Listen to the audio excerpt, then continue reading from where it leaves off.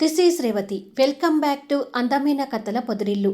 ప్రియమైన రాక్షసి episode number 87. హాస్పిటల్కి వచ్చిన చైతన్య.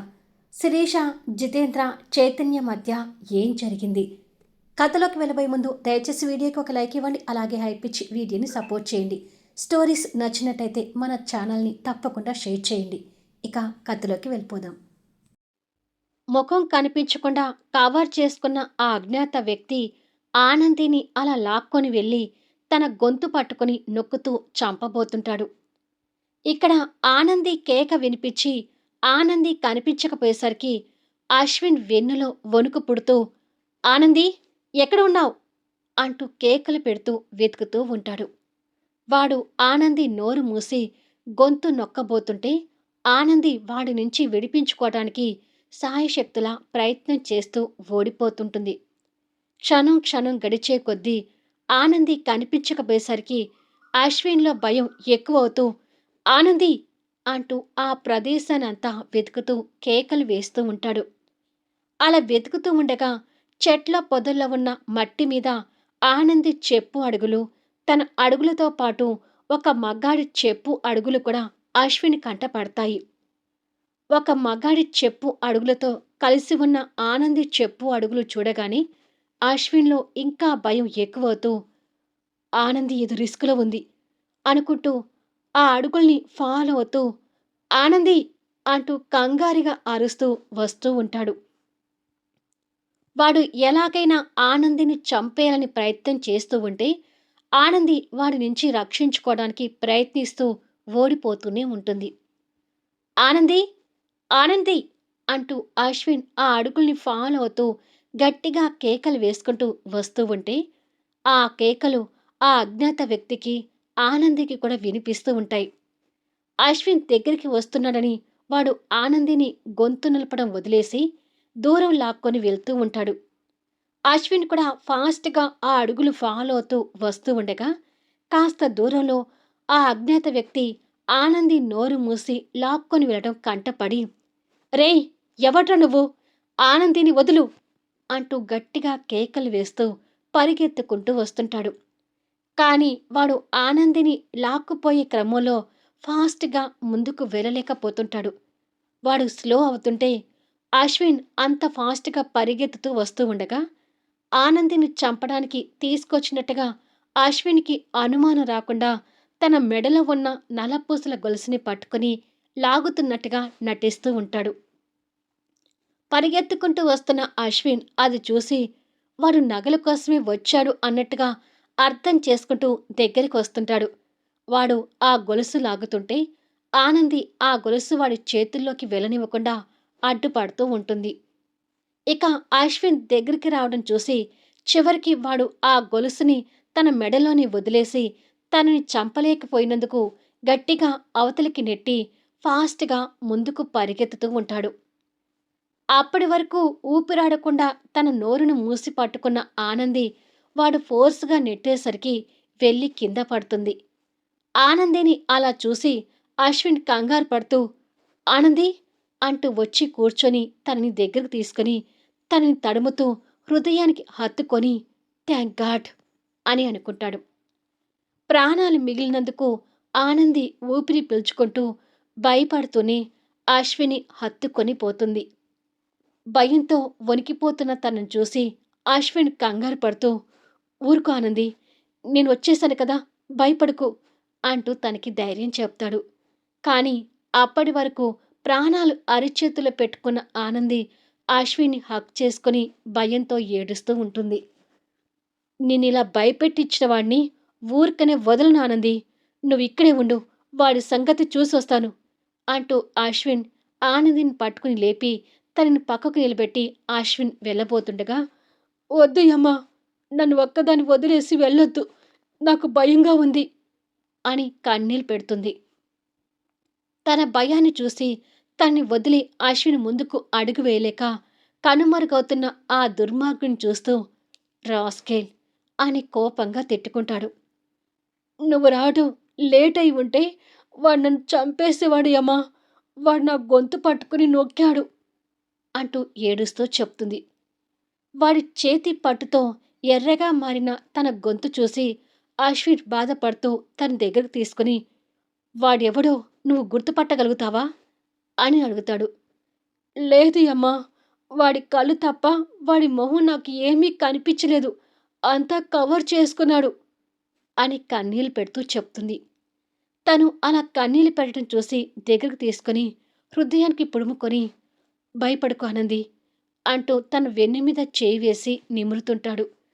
భయపడిపోయిన ఆనంది కాసేపు వరకు అలా అశ్విన్ హృదయంలో ఉండిపోయి తర్వాత కన్నీళ్లు తుడుచుకొని అశ్విన్ చూస్తూ, అసలు వాడు నన్ను ఎందుకు చంపాలని చూశాడే అమ్మా అని అడుగుతుంది. ఆనంది అలా అడగగానే వాడు తన మెడలో ఉన్న గొలుసుని గుంజుకోవాలని చూడటం గుర్తు తెచ్చుకొని, వాడు దొంగ ఆనంది, నీ మెడలో ఉన్న నగల కోసం వచ్చాడు అని అంటాడు. కానీ వాడిని చూస్తే అలా అనిపించడం లేదు అమ్మా, నన్ను చంపడానికి వచ్చాడేమో అనిపిస్తుంది అంటూ అనుమానంగా చెప్తుంది. నిన్ను చంపే అవసరం వాడికెందుకుంటుంది చెప్పు?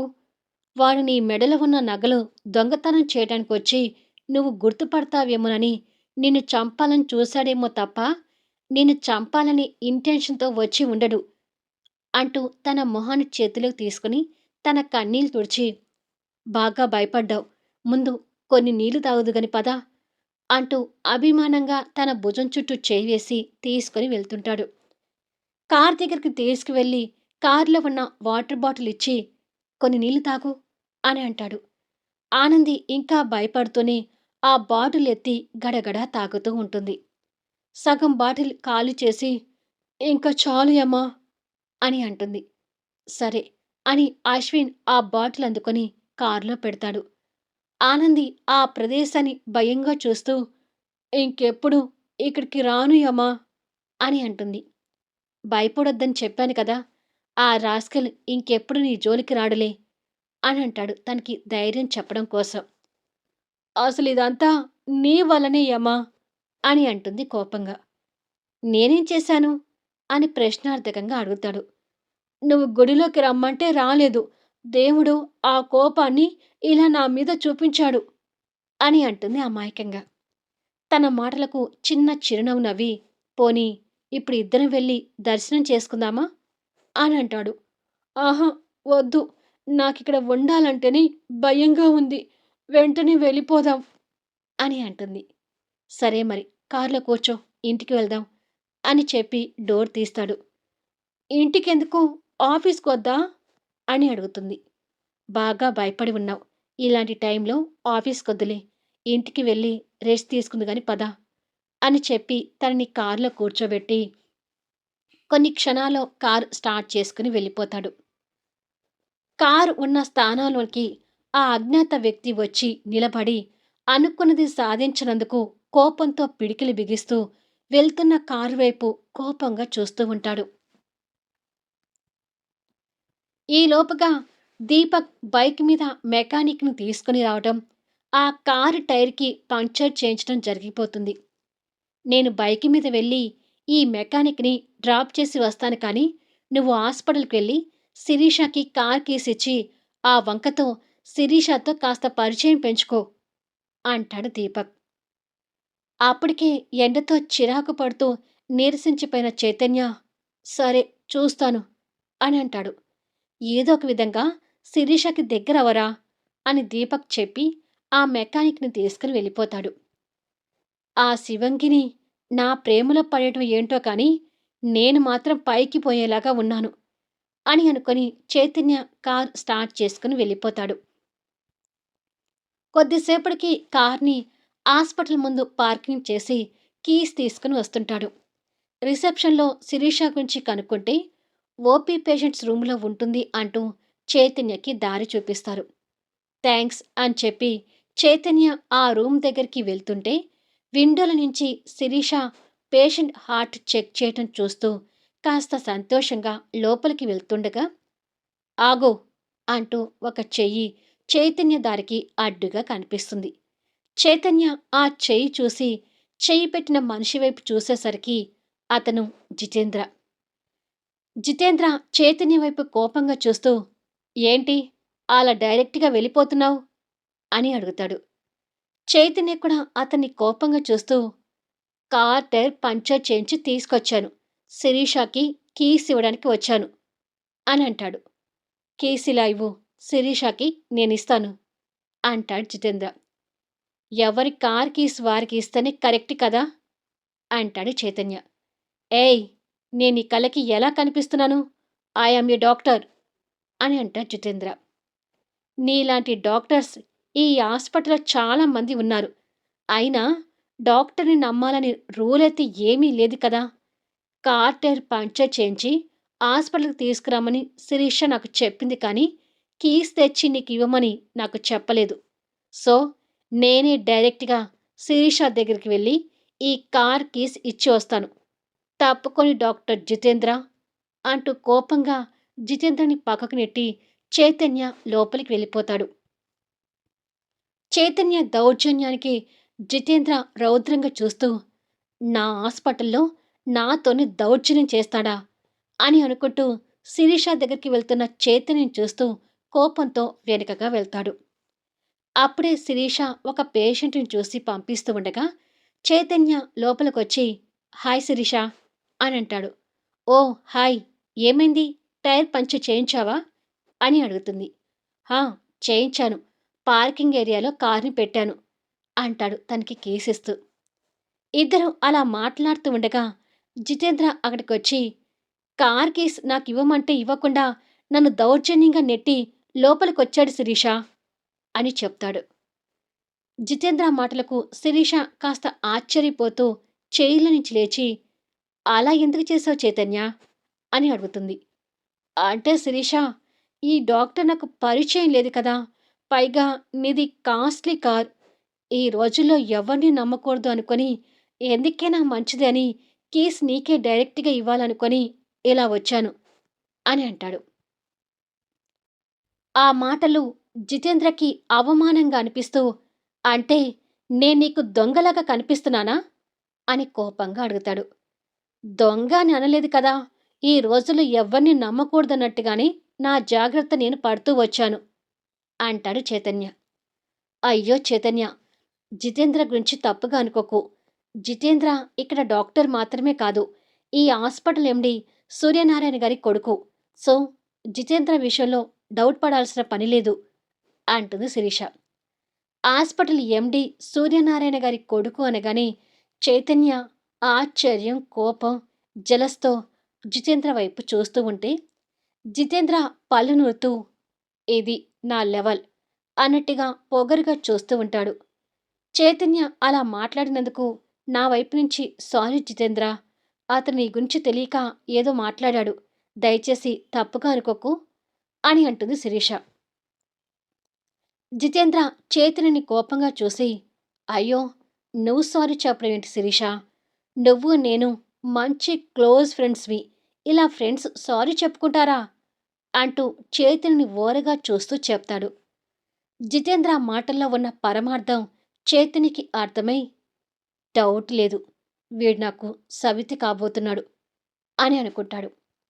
అన్నట్టు చైతన్య, కార్ పంచర్ చేయించి తీసుకొచ్చినందుకు థ్యాంక్ యూ సో మచ్ అంటుంది శిరీష.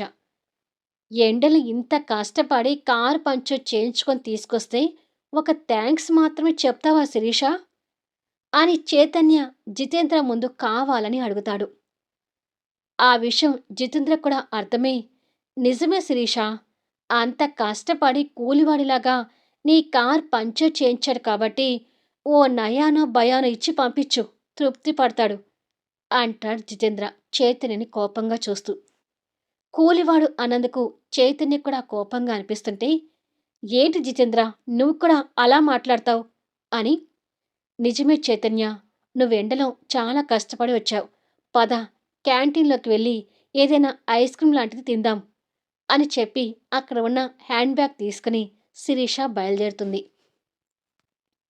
జితేంద్ర మాటలకు కోపం తెచ్చుకున్న చైతన్య శిరీష మాటలకు సంతోషపడుతూ జితేంద్ర వైపు ఓరగా చూస్తూ కళ్ళకి కూలింగ్ గ్లాసెస్ పెట్టుకుని శిరీష క్యాబిన్ నుంచి వెళ్ళిపోవడం చూసి జితేంద్ర దగ్గరకు వచ్చి, నిజానికి నీ ఫేస్ చూస్తే డాక్టర్ లాగా లేవు, ఏదో కామెడియన్ ఫేస్ లాగా ఉంది. డాక్టర్ కన్నా సినిమాలో కామెడియన్‌గా ట్రై చేయాల్సింది అని అంటాడు. ఆ మాటలకు జితేంద్ర పిడికిలి బిగిస్తుంటే, బాయ్ డాక్టర్ జితేంద్ర అని యాటిట్యూడ్‌తో ఒత్తి పలికి చెప్పి వెళ్ళిపోతాడు.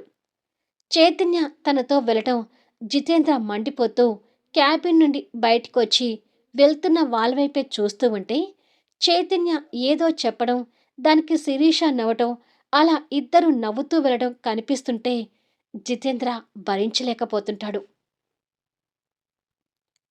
కాసేపటికి క్యాంటీన్‌లో శిరీష, చైతన్య ఐస్ క్రీమ్ తింటూ కూర్చుంటారు. శిరీష ఏదో నవ్వుతూ మాట్లాడుతుంటే చైతన్య తనకి పడిపోతూ మెస్మరైజ్ అవుతూ చూస్తూ ఉంటాడు. హలో చైతన్య అంటూ శిరీష చైతన్య మొఖాన చిటికలు వేస్తుంది. దాంతో చైతన్య తేరుకొని ఏంటి శిరీష అని అంటాడు. ఐస్ క్రీం కరిగిపోతుంది. తినకుండా అలాగే ఉండిపోయావేంటి అని అడుగుతుంది. ఓ సారీ, ఏదో ఆలోచనలోకి వెళ్ళిపోయాను అని చెప్పి ఐస్ క్రీం తింటూ ఉంటాడు. అలా ఇద్దరూ మాట్లాడుకుంటూ నవ్వుతూ ఐస్ క్రీం తింటూ ఉంటే ఓ పక్కగా చాటుగా ఉన్న జితేంద్ర వాళ్ళిద్దరినీ గమనిస్తూ అసలు ఎవరు ఈ చైతన్య అని అనుకుంటాడు. ఆ అజ్ఞాత వ్యక్తి నుంచి కాపాడిన ఆనందిని తీసుకుని అశ్విన్ కారులో వస్తూ ఉంటాడు. ఆనంది భయంతో అలసట చెందినట్టుగా అయిపోయి సీట్కి ఆనుకొని కళ్ళు మూసుకొని ఉంటుంది. అశ్విన్ డ్రైవింగ్ చేస్తూ తన వైపు చూసేసరికి తన గొంతు దగ్గర ఎర్రగా కంది వాడి వేళ్ళు ముద్రలు కనిపిస్తూ ఉంటాయి. రాస్కెల్! ఎంత గట్టిగా తన గొంతు నొక్కితే అంతగా ముద్రలు పడి ఉంటాయి. వాడు నాకు దొరికి ఉంటే వాడి సంగతి చెప్పేవాణ్ణి. వాడసలు బంగారం కోసం వచ్చాడా? లేకపోతే ఆనంది అన్నట్టు వాడి గురించి అనుమానపడాలా? అని అనుకొని ఛ! ఆనందిని చంపాల్సిన అవసరం ఒకరికి ఎందుకుంటుంది? నేనే ఏదో పొరపాటున ఆలోచిస్తున్నాను అని అనుకొని ఇంటికి చేరుకుంటాడు. మళ్ళీ నెక్స్ట్ వీడియోలో కలుద్దాం. ఈ విషయం అమర్ వాళ్ళకు తెలుస్తుందా? ఆనందిని చంపాలనే ఉద్దేశంతో ఉన్న అజ్ఞాత వ్యక్తి మళ్ళీ ఏ విధంగా ఆనంది మీద దాడి చేయబోతాడు? శిరీష, చైతన్య, జితేంద్ర ఈ ముగ్గురి మధ్య ఇంకా రాబోయే సన్నివేశాలేంటి? కథ నచ్చితే లైక్ చేయండి, హైప్ ఇవ్వండి, మీ అమూల్యమైన అభిప్రాయాలు తెలియచేయండి. అలాగే మన స్టోరీస్‌ని దయచేసి షేర్ చేయండి. Thank you for listening.